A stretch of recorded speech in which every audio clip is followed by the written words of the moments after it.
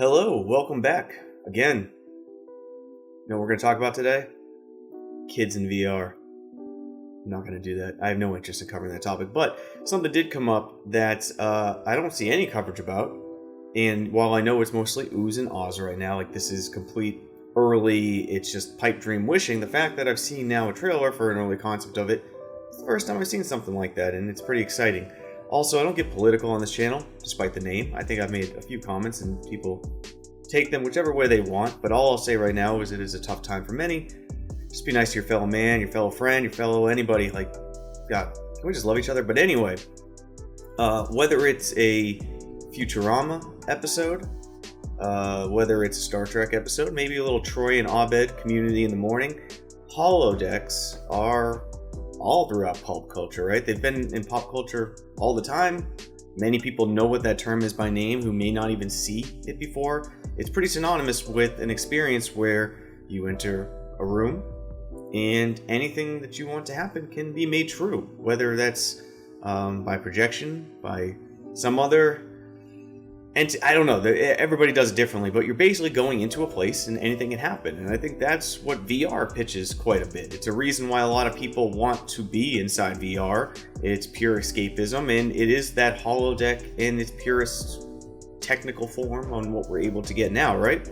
And then this trailer had come out that someone passed to me basically, and I watched it, trying to figure out what it was at first. And apparently this is something called BuilderBot. And I'm just going to pause and let you hear just a little bit from the trailer. Actually, let's go to the beach.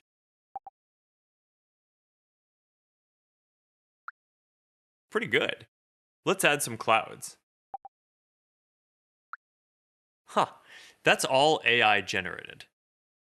Actually, let's add some alto cumulus clouds. All right. And let's add an island over there.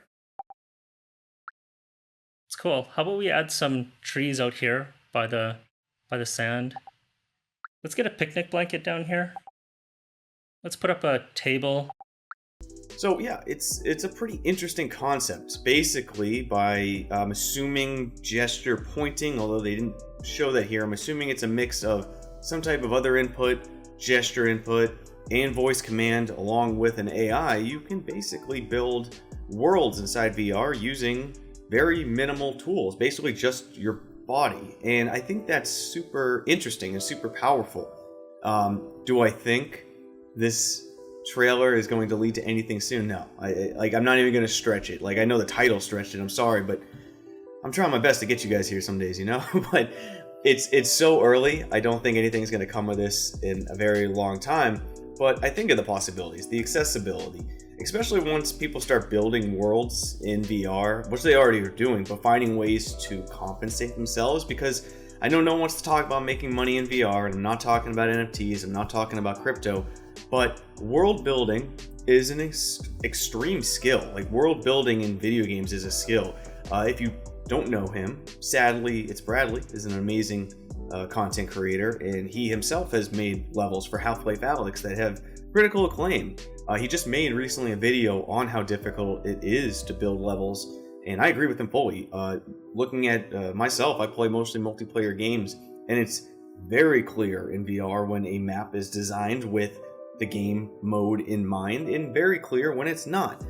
When a map like, say, Dust 2 is made for CSGO, for those who don't know what Dust 2 is, and it's also in Pavlov and I think Contractors, I'm sure some other games as mods, but it's very clear that that game is made for a search and destroy type game mode and works very well.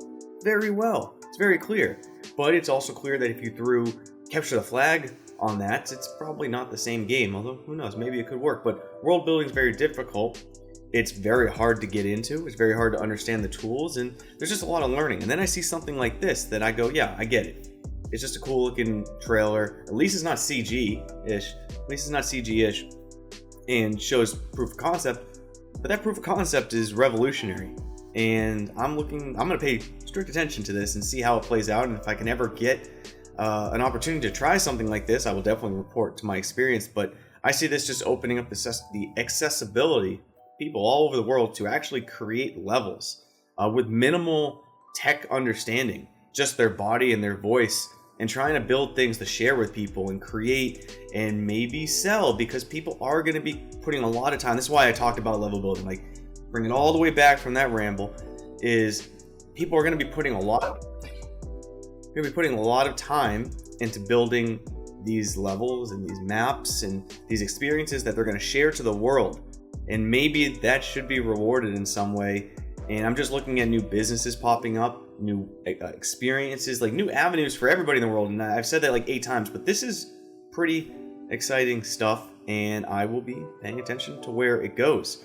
That's really it for today's video. I know some people, FYI, and if you're still here, some people have been wanting me to talk about the kids in VR, and I just have no interest. Like, it's a lose-lose, right? I don't know what to do. I don't know what can be done. I will say one thing and one thing only. I'm very happy that I'm a parent now, so I can tell other parents what I think about them. But all I can do is protect my child the best way I can now. So if you're worried about kids in VR, use your tools that you have. That's all I can say. But yeah, it's a powder keg of a subject, and I'm kind of done talking about it. So that's it for today's video. See you next time, Space Cowboys. Peace.